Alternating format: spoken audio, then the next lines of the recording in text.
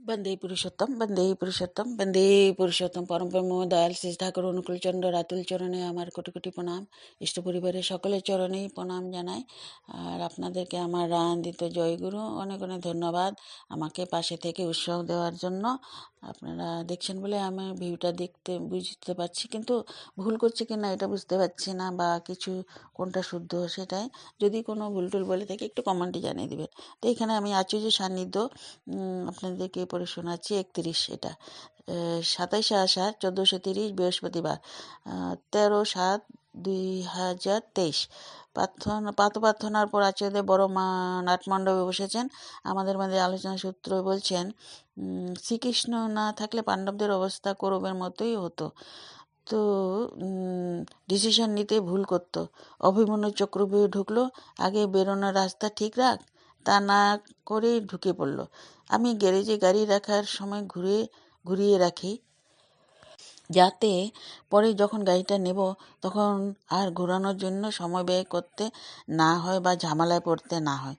আমার বাথরুমে গিয়ে কাজ হয়ে গেলে পরিষ্কার শুকনো করে তারপরে বেরোনোর নিয়ম, যাতে পরে যে যাবে সেই সুবিধাটা পায়। জল খেলে গ্লাসটা আবার জল ভরে রাখা। আবার অভিমন্যু বধের পর অর্জুন প্রতিজ্ঞা করছে, আজকের মধ্যে জয়রথকে না মারলে আমি মৃত্যুবরণ করব। এটাও তো হঠকারী সিদ্ধান্ত। শ্রীকৃষ্ণ ছিলেন, আবার সেদিন সূর্যগ্রহণও ছিল, তাই কাজটা হয়েছিল।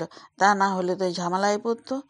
আমাকে বোম মারতে আসছে, আমি সরে গেলেই গায়ে লাগছে না, তা না করে যে বোম বাজছে তার ডেরায় গিয়ে আমি নিরস্ত করতে যাব? এটাও তো পাগলামি। 30/8 1430 রবিবার, 16/7/2023।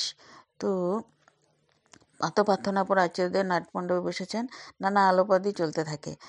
একসময় তরুণ পাল দা জানালেন, গতকাল ইতি সম্মেলনে এক দাদা তার নিজের জীবনের ঘটনা দিয়ে ভাষণ দেন। শুনে আচার্যদেব বলছেন, এটাই তো ঠিক, নিজের বউয়ের সাথে কিভাবে সংসার করছি সেটা বললেই তো আসল কথা বলা হয়। তা না করে বই পড়ে সংসার জীবন সম্বন্ধে বললে মুখস্থই বলা হয়।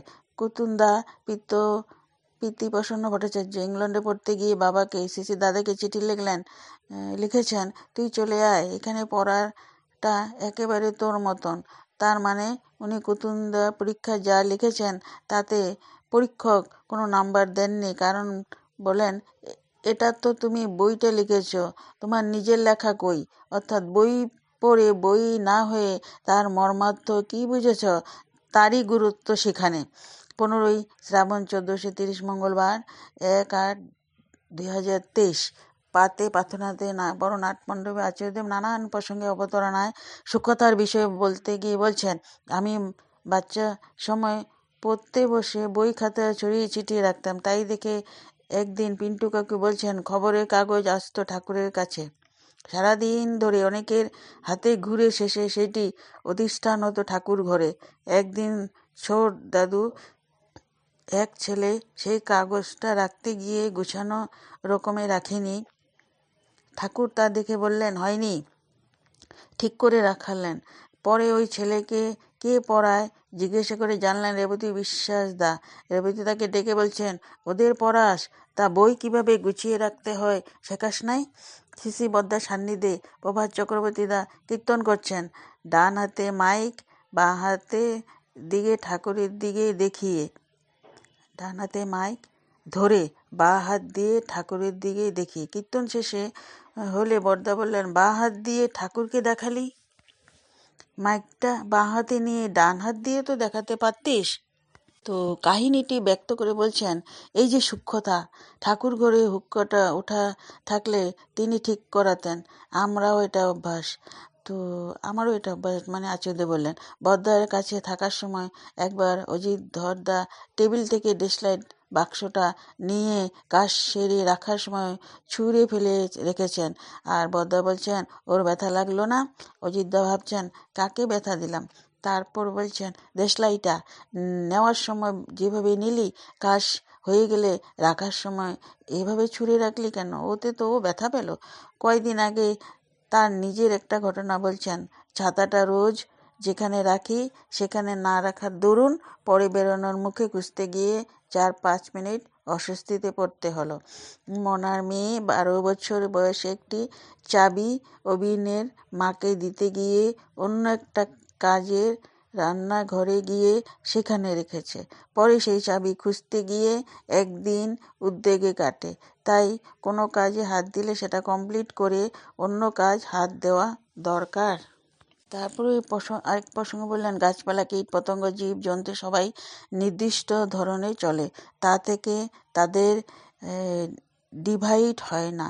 কিন্তু মানুষ যত জ্ঞানের কথা বলছে তত অজ্ঞানী মতোই কাজ করে, প্রবলেম সৃষ্টি করে। আরও বলছেন, পেঁয়াজ রসুন খেলে যে নার্ভ স্লথ হয়ে পড়ে এটা প্রমাণিত। পাইলটদের 72 ঘন্টা আগে থেকে ওগুলো খাওয়া বিরত থাকার নিয়ম। তারা তো সৎসঙ্গী নয়, কিন্তু এই নিয়ম মেনে চলে। অপর প্রসঙ্গে আলোচনা করলেন, একজন বর্ষওয়ান দাদাকে বলছেন, এতদিন ঠাকুর ধরলাম, কি হলো? বর্ষওয়ান দা উত্তর দিচ্ছেন, ঠাকুরের কথায় ধরেছেন, চরণে ধরলে তার চলনে চলা হতো, তাতে তিনি টেনে হেঁচড়ে আপনাকে একটা জায়গায় নিয়ে যেতেন। আর তা না করে যদি ঠাকুরের চুলের মুঠি বা ঘেঁটি ধরেন, তাহলে তো আপনি ঠাকুরকে আপনার ইচ্ছা মতো সেখানে নিয়ে গেছেন, ফলও আপনার মতোই পেয়েছেন। এক্ষেত্রে তো ঠাকুর তার মতো করে আপনাকে চালাতে পারছে না। ঘটনাটি প্রীতম সিং এর মুখে শুনে তিনি আমাদের প্রতি সানন্দে ব্যক্ত করলেন। এটি সংকলক ছিলেন সুভাষ মুশিফদা। ধন্যবাদ সুভাষ মুশিফদা, অনেক ভালো থাকেন, সুস্থ থাকেন, এইভাবে আরও আমাদেরকে অনুপ্রাণিত করেন লিখে। তো আপনাদেরও জানাই জয়গুরু, ভালো, এখন আপনারাও ভালো থাকুন, সর্বাঙ্গ মঙ্গল হোক।